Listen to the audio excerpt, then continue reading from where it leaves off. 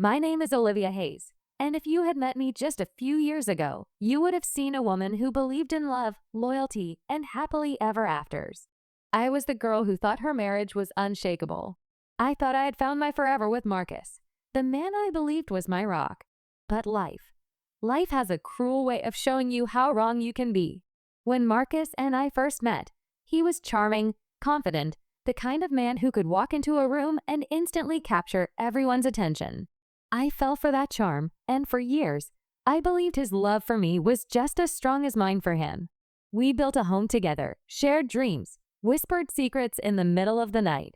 I thought I was the luckiest woman alive. But then, slowly, little cracks began to show. It started with small things. His phone always glued to his hand, his laughter coming at odd times while staring at the screen. When I asked, he would brush it off. Work stuff, Olivia. Don't worry about it. I tried not to. I told myself I was just overthinking, that Marcus was under pressure from work. I wanted to believe him. God, I wanted to believe him. But inside, something in my gut whispered that I wasn't crazy. Something was wrong. Marcus began staying out late. Business meetings, he said. Networking dinners. Sometimes he wouldn't even bother giving an excuse. The warmth between us cooled into silence, and every attempt I made to bring us closer seemed to push him further away. One night, I cooked his favorite dinner, roasted chicken, mashed potatoes, and that wine he always said he loved. I set the table with candles, wore the dress he once told me made me look like the most beautiful woman in the world. I waited. But Marcus didn't come home until midnight. And when he walked through the door, he didn't notice the candles, the food, or the effort. He barely looked at me. "Why are you still up?" he asked flatly. I swallowed my hurt and said, "I wanted us to have dinner together." He sighed, loosened his tie, and muttered, "Olivia, I'm tired. Can we not do this right now?" I felt my heart break a little in that moment. But what shattered me even more was how easily he dismissed me, as if I didn't matter, as if my feelings were an inconvenience. From then on, the pattern continued. I became invisible in my own marriage. I would try to talk, but he'd roll his eyes. I would ask if something was wrong, but he'd snap, "Not everything is about you." Slowly, Marcus made me feel like I was too much, too needy, too emotional. He made me feel worthless. I began to doubt myself. Maybe I was the problem. Maybe I wasn't enough anymore.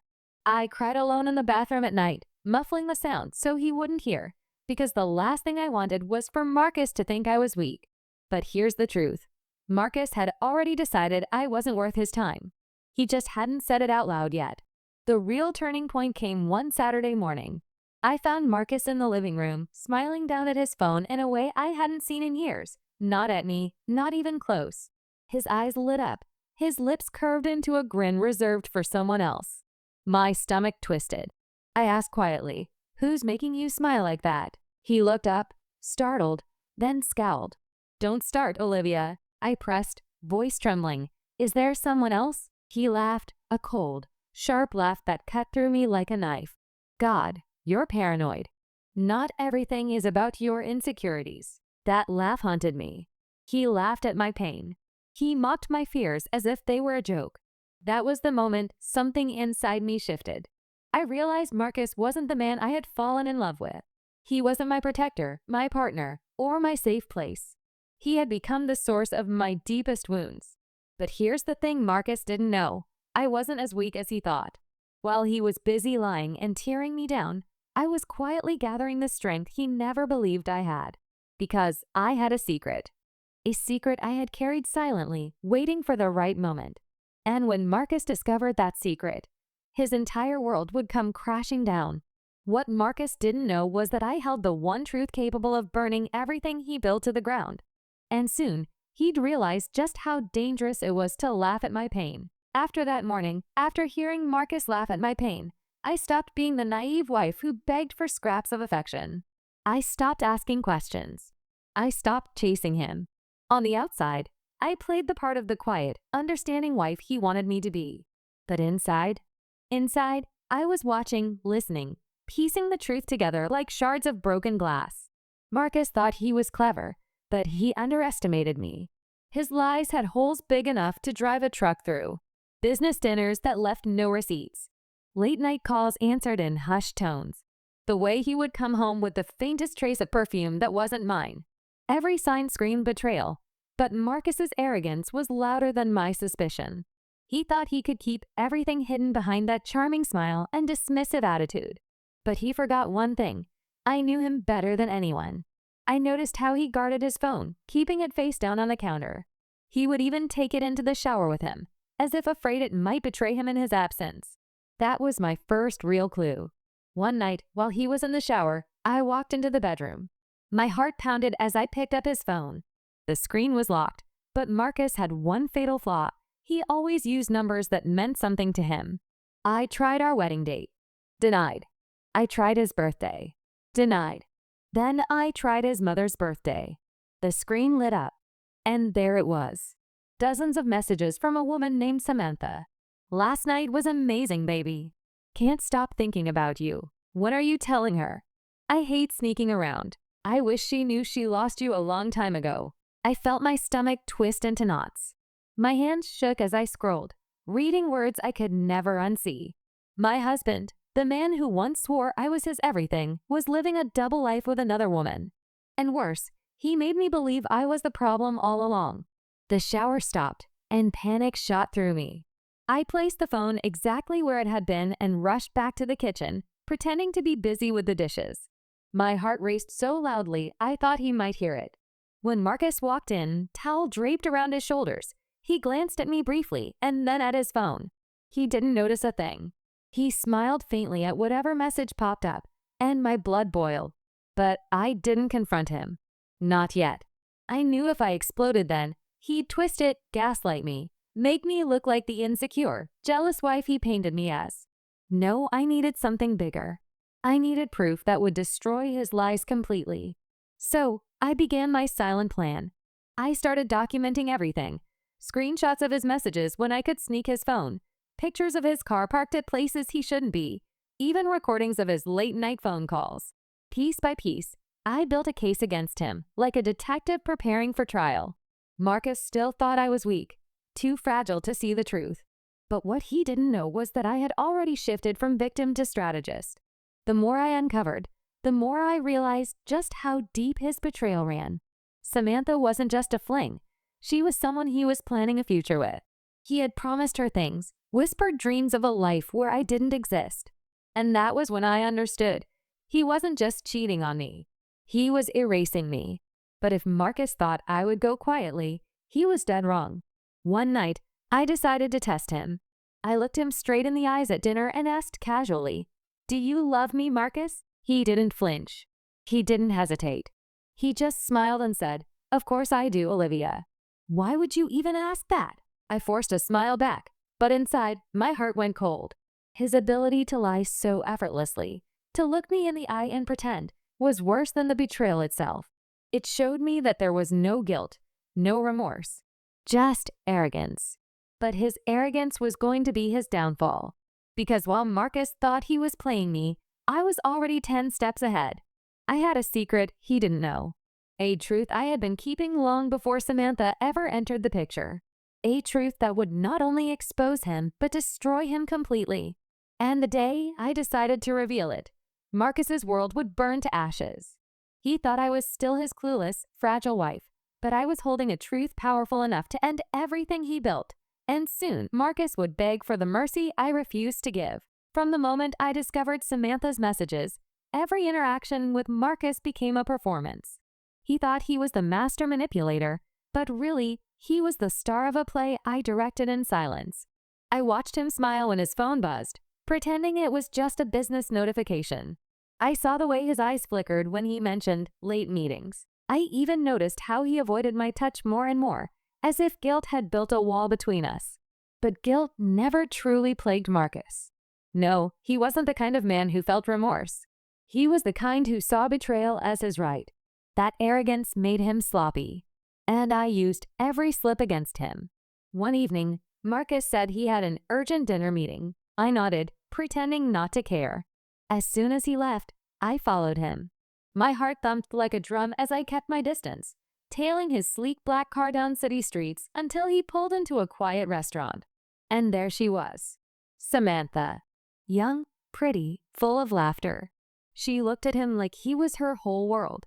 My stomach turned at the sight, but I forced myself to stay calm.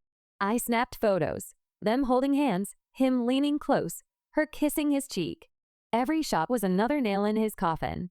I didn't stop there. I dug deeper, quietly. I found their hotel reservations, the expensive gifts he bought her, even the lease agreement for an apartment under her name, funded by our money. Marcus wasn't just betraying me as a husband. He was bleeding me dry as a partner. Every paycheck I worked for, every sacrifice I made for our life together, he was using to build a future with her. And that's when my secret plan took full shape. You see, Marcus believed I had nothing, no fight, no backbone, no power. But he didn't know the truth. Before we married, I inherited a trust fund from my grandmother. I never told him about it. It was money he couldn't touch, money I had quietly invested, growing it into a small fortune. So while Marcus thought he was the provider, the one in control, the reality was, I was the one who held the real power all along. And when the time came, I was going to use that secret to tear his entire facade apart. But first, I needed the perfect moment. One night, I decided to push him, just to see how far his lies would go. As he was buttoning up his shirt to leave, I said softly, "Marcus, are you happy with me?" He froze for just a fraction of a second, then plastered on that smug smile. "Of course, Olivia." "Why wouldn't I be?" "Because," I said, my voice trembling just enough to sound believable, "sometimes I feel like you're far away from me." Marcus chuckled, walking over to kiss my forehead. "You're overthinking again. Don't stress yourself, sweetheart." He left soon after, not realizing that I had slipped a small GPS tracker into his car. That night, I watched on my phone as he drove, not to the office, but to Samantha's apartment. Every lie, every betrayal, every stolen kiss, it was all mapped out in front of me. I sat in the darkness of my bedroom, gripping my phone so tightly my knuckles turned white. My chest ached with fury, but also with clarity. I wasn't imagining things. I wasn't overthinking. I wasn't crazy. I was right. And that meant I was ready. Days turned into weeks as I continued to gather evidence. By now, I had enough to destroy Marcus in every way, personally, financially, and socially. But my silence wasn't just about revenge. It was about letting him believe he had won. Because the sweeter his victory felt, the harder his fall would be. Then, one night, the opportunity presented itself. Marcus came home late, reeking of perfume and alcohol. He stumbled through the door, dropping his keys on the counter. His shirt collar was wrinkled, his hair messy, his lips slightly red, as if someone had been kissing him just moments before. He looked at me, expecting anger, questions, maybe even tears. But I gave him nothing. I simply smiled and said, "Welcome home, darling." And in that moment, I saw confusion flash across his face. That confusion was exactly what I wanted. Because Marcus didn't know it yet, but I wasn't just planning revenge. I was about to flip his entire world upside down, using the secret I had hidden from him all these years. He thought I was blind to his games, but soon Marcus would learn the truth, the fortune, the evidence, the power I held, and when I revealed it, he wouldn't just lose me. He'd lose everything. The night Marcus staggered into our home smelling of someone else's perfume, something inside me shifted. For years, I had begged silently for his love, endured his coldness, and swallowed his cruelty. But now, for the first time, I felt a strange calm. Because I finally understood, I wasn't the powerless one. He was. The next morning, I played the part of the perfect wife. I cooked breakfast, poured his coffee, and even ironed his shirt. He sat at the table, scrolling through his phone, barely looking at me. "Big meeting today?" I asked casually. He smirked, not lifting his eyes. "Always. I'm the one holding everything together, remember?" I bit back a laugh. If only you knew Marcus. I had already decided. His destruction wouldn't come from a messy confrontation in our kitchen. No, that was too small for what he deserved. Marcus had built his entire identity around power, image, and success. So that was where I would strike. I started by reaching out to a discreet private investigator, handing over every shred of evidence I'd collected. Photos, bank statements, emails, GPS logs. He looked at me with raised eyebrows and said, "You've done most of my job already. Just make it airtight," I replied. Next, I met with a lawyer. I slid the thick folder of evidence across his desk, my hands steady. He leafed through it, his expression tightening. "Mrs. Carter, with this much proof, you could not only divorce him, but also strip him of nearly everything. Infidelity, misuse of marital funds, it's all here." For the first time in months, I allowed myself a small, genuine smile. Good.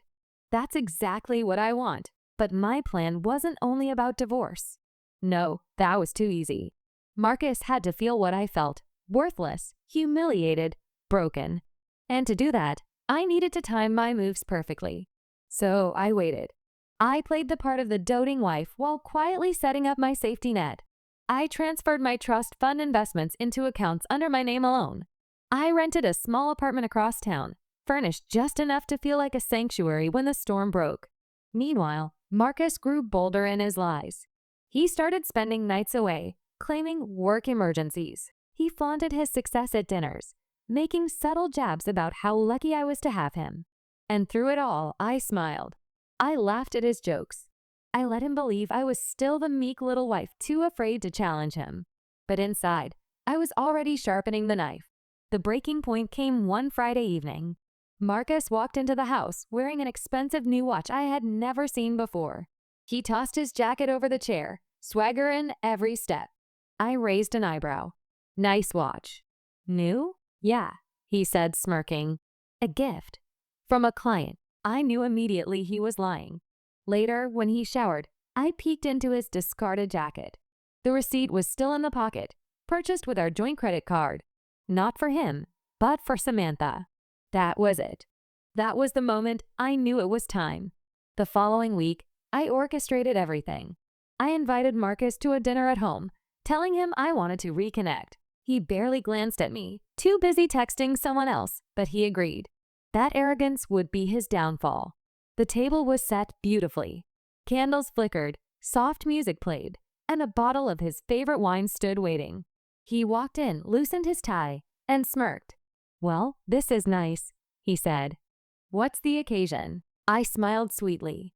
"Oh, you'll see." Dinner was filled with small talk, but my heart pounded with anticipation, because I knew what was coming next.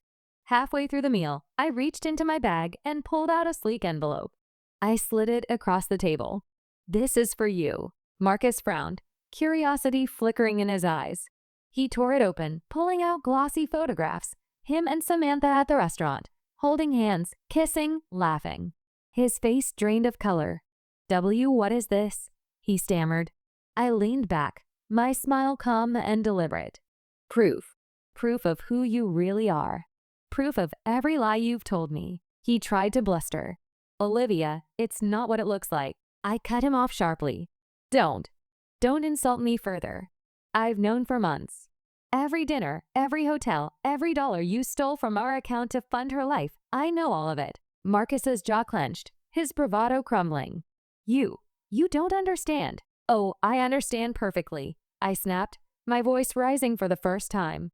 "I understand that you thought I was weak, that you thought you could treat me like nothing, like I was disposable.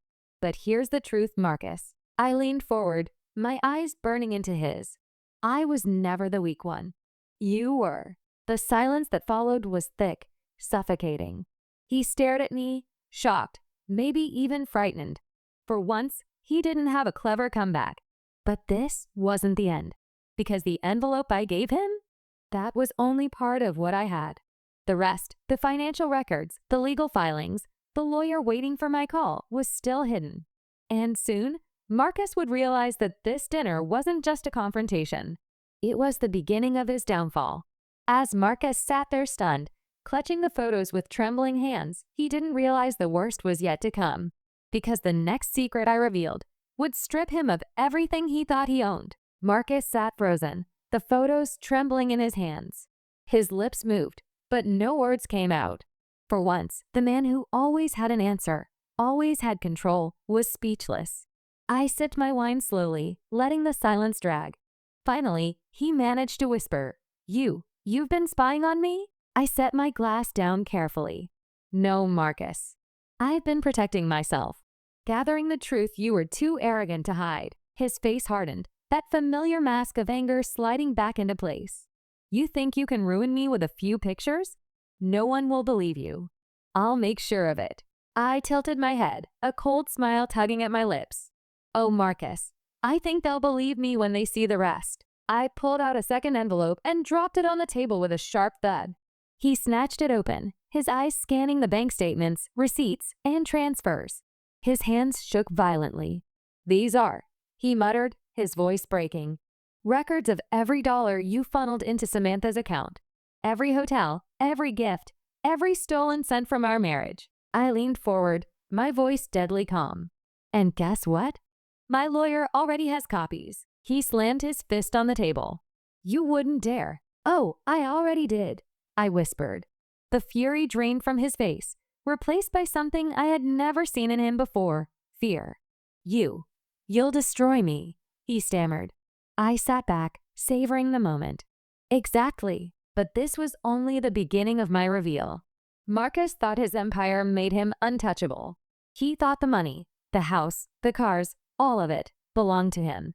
But he had no idea that I had been one step ahead all along. I stood up, slowly walking around the table until I was behind him. Do you remember when we first got married? When your business was barely surviving? He turned his head slightly, confusion flickering in his eyes. Who do you think funded your first expansion? Who do you think introduced you to the investors who saved you? Who do you think signed the guarantees when the banks wouldn't trust you? Marcus swallowed hard. That was you? Yes. My voice was sharp now, each word cutting deeper. It was my trust fund, my name, my signature. Without me, your company would have collapsed years ago. You didn't build an empire, Marcus. We did. But you decided you didn't need me anymore. His face turned pale, realization dawning. No, you wouldn't. I leaned down, my lips near his ear. Oh, but I did. The shares? They're in my name. The contracts? Filed under my ownership. Legally, Marcus. The company isn't yours. It's mine. He shot up from his chair, knocking it backward, rage consuming him. You planned this. You've been waiting to. I stepped back calmly, my hands steady. No. I loved you, Marcus.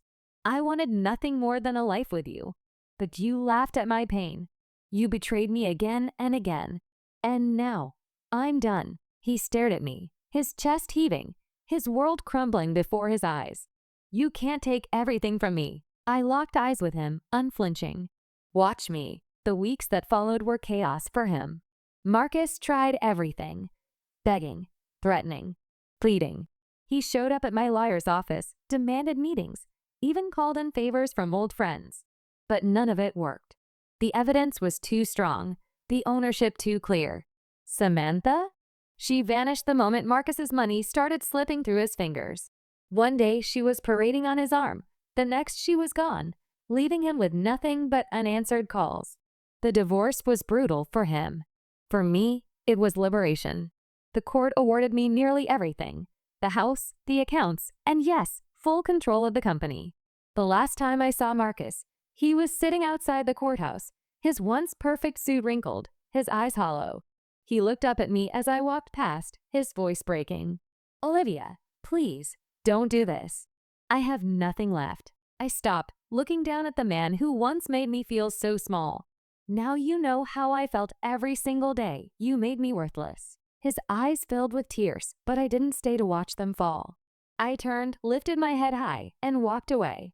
Now, months later, I sit in my own office, the office that used to be his. The skyline stretches before me, the city glowing with opportunity. My staff respects me, my company thrives, and for the first time in years, I feel powerful. Not because I took revenge, not because I destroyed Marcus, but because I finally remembered who I was. And if Marcus ever wonders how it all went so wrong, I hope he remembers this. He made me feel worthless, but my final secret left him shattered forever.